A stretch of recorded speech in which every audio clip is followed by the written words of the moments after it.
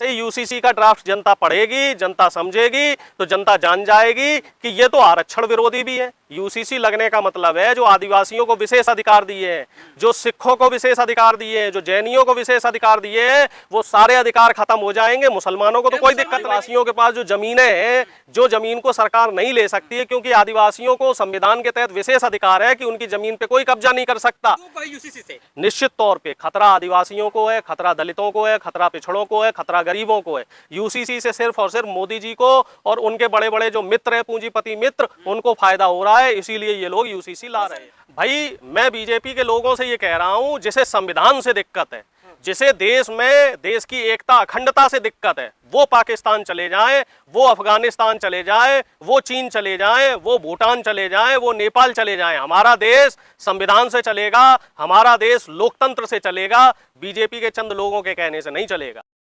ये प्रधानमंत्री जी बोलेंगे सिर्फ यूसीसी पे, यूनिफॉर्म सिविल कोड पे बोलेंगे। क्यों बोलेंगे? क्योंकि यहाँ बाकी जो एजेंडे हैं, उन एजेंडों में ये घिर चुके हैं, उन मुद्दों में ये घिर चुके हैं। महंगाई, बेरोजगारी, भ्रष्टाचार, किसानों की समस्या, इसमें प्रधानमंत्री जी पूरी तरीके से फेल हो चुके हैं। तो अब प्रधानमंत्री को दिख रहा है कि एक नया एजेंडा लेके आओ साहब, यूसीसी का एजेंडा। उससे क्या होगा? उससे जनता को जो है हम थोड़ी देर तक भ्रम में रखेंगे, थोड़ी दिनों तक धोखे में रख लेंगे। लेकिन जैसे ही यूसीसी का ड्राफ्ट जनता पढ़ेगी, जनता समझेगी, तो जनता जान जाएगी कि ये तो आरक्षण विरोधी भी है। यूसीसी लगने का मतलब है जो आदिवासियों को विशेष अधिकार दिए हैं, जो सिखों को विशेष अधिकार दिए हैं, जो जैनियों को विशेष अधिकार दिए हैं, वो सारे अधिकार खत्म हो जाएंगे। मुसलमानों को तो कोई दिक्कत नहीं है। ये बताओ कितना मुसलमान सरकारी नौकरी में है, और आरक्षण का लाभ मुसलमानों को कहाँ मिल रहा है? धर्म के नाम पे तो हमारे देश में आरक्षण है ही नहीं।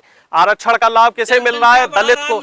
अरे साहब आप एक देख लो, आरक्षण का लाभ तो साहब दलित, शोषित और आदिवासी को मिल रहा है, उसका आप लाभ खत्म कर दोगे। आरक्षण का जो लाभ है जिसे मिल रहा है, वो लाभ खत्म कर दोगे आप। आदिवासियों के पास जो जमीनें हैं, जो जमीन को सरकार नहीं ले सकती है, क्योंकि आदिवासियों को संविधान के तहत विशेष अधिकार है कि उनकी जमीन पे कोई कब्जा नहीं कर सकता। अगर यूसीसी लग जाएगा तो आदिवासियों से आप उनकी जमीन छीन लोगे। हिंदुओं को है यूसीसी से निश्चित तौर पे खतरा आदिवासियों को है, खतरा दलितों को है, खतरा पिछड़ों को है, खतरा गरीबों को है।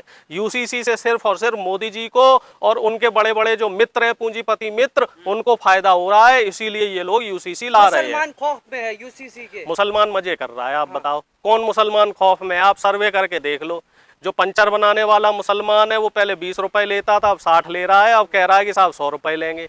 बाल काटने वाला मुसलमान पहले 50 लेता था, अब 100 रुपए ले रहा। पेंटर से लेके कारपेंटर तक जितने भी कारीगर हैं सब खुश हैं। दुखी है तो सिर्फ इस देश की जो बहुजन जनता है वो दुखी है, और ये जनता इस बार इनको सत्ता से भगा देगी। हिंदू जगह क्यों नहीं रहे फिर आप लोग? हिंदू नहीं, इस देश की जनता को जागना पड़ेगा। इस देश की जनता को समझना पड़ेगा कि जो ये लोग हैं, बीजेपी और आरएसएस के लोग, ये देश की जनता को जाति में और धर्म में तोड़ने में लगे हुए हैं। ये लोग धर्म के नाम पे जो है समाज को बांट रहे हैं, ये लोग धर्म की ठेकेदारी कर रहे हैं, और इन लोगों ने धर्म को जो है राजनीति का विषय बना लिया है। तमाम विपक्ष के लोग एकजुट होकर के मोदी जी को हराने के लिए तैयारी कर रहे हैं। सिर्फ 13 दल। एक बात बताओ, सिर्फ 13 दल है जो विपक्ष में है, और मोदी जी के साथ कितने दल है? 40 से ज्यादा दलों का गठबंधन है, जिसमें से 25 दल ऐसे हैं जिनके पास अभी जो है 1 या 2 सीटें हैं विधानसभा की।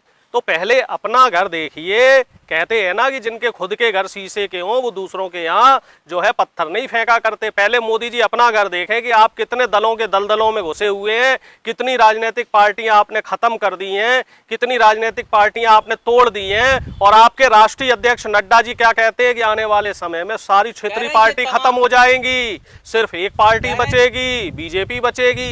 ये क्षेत्रीय दलों को खत्म करने के चक्कर में विपक्ष एकजुट हो रहे हैं अपने परिवार को बचाने के लिए। और मोदी जी, आप मुझे ये बताइए, बीजेपी में कौन सा ऐसा नेता है, एक नेता का नाम बता दीजिए जिसका बेटा या बेटी है और वो राजनीति में नहीं है? नरेंद्र मोदी। बेटा या बेटी जिसका है। नरेंद्र मोदी ने तो शादी करने के बाद अपनी पत्नी को अपने साथ नहीं रखा, हालांकि ये उनका निजी मामला है, लेकिन जिनका पुत्र या पुत्री है और अगर वो राजनीति में नहीं है तो मुझे आप वो एक नाम बता दीजिए। राजनाथ सिंह उनका पुत्र है, अनुराग सिंह किसके पुत्र थे? यशवंत सिन्हा के पुत्र हैं। लिस्ट उठा के देख लीजिए आप, जितने नेता हैं उनके बेटा बेटी, अमित शाह के पुत्र को देख लो, साहब बीसीसीआई के सेक्रेटरी बने बैठे हैं। काबिल आदमी है तभी तो बने हैं। तो एक बात बताइए, जब बीजेपी में परिवारवाद हो रहा है और वो काबिलियत के आधार पे है, तो ये दोहरे पैमाने क्यों? विपक्ष अगर परिवारवाद कर रहा है तो वो काबिलियत के आधार पे नहीं हो रहा है। देखिए साहब, राजनीति में परिवारवाद को आप खत्म नहीं कर सकते।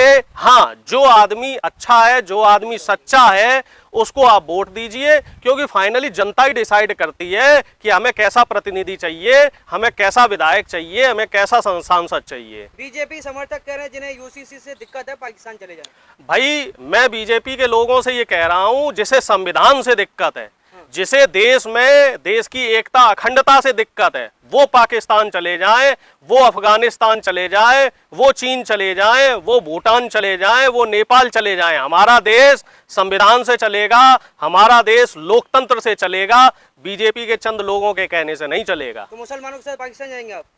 मैं आपसे क्या कह रहा हूं कि जिन्हें दिक्कत है संविधान से, जिन्हें दिक्कत है संविधान से, ये देश हमारा है, ये देश बीजेपी के लोगों का नहीं है। जिन्हें इस देश में संविधान से दिक्कत है, वो लोग ये देश छोड़ के चले जाएं। चंद मुट्ठी भर लोग हमारी तकदीर का फैसला करने वाले नहीं होते हैं कि साहब इन्हें दिक्कत है तो वहां चले जाएं, उन्हें दिक्कत है तो वहां चले जाएं।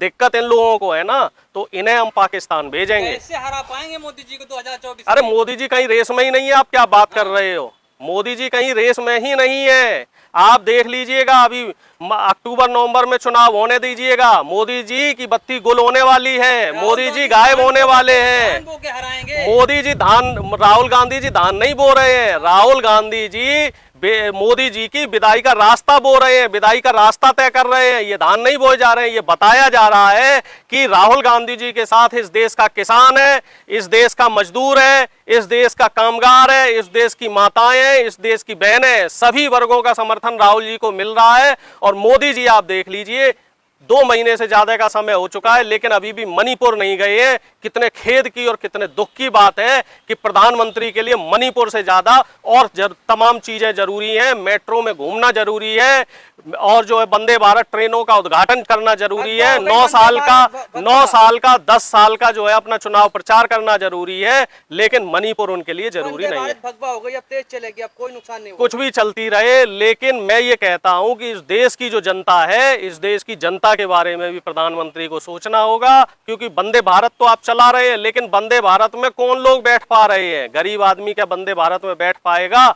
जिस हिसाब से आपने बेतहाशा ट्रेनों का किराया बढ़ाया है, गरीब आदमी की पहुंच से भारतीय रेल दूर होती जा रही है। और रेल का एक वीडियो तो कल वायरल हो रहा था, जहां जवान धक्का दे रहे थे रेल को चलाने के लिए। तो ऐसी स्थिति हमारे देश में है। हमें ऐसी स्थिति नहीं चाहिए, हमें ऐसा देश नहीं चाहिए, हमें ऐसा प्रधानमंत्री नहीं चाहिए। हमें वही पुरानी वाली सरकार चाहिए जो जनता के लिए काम करती थी और खोखले प्रचार नहीं करती।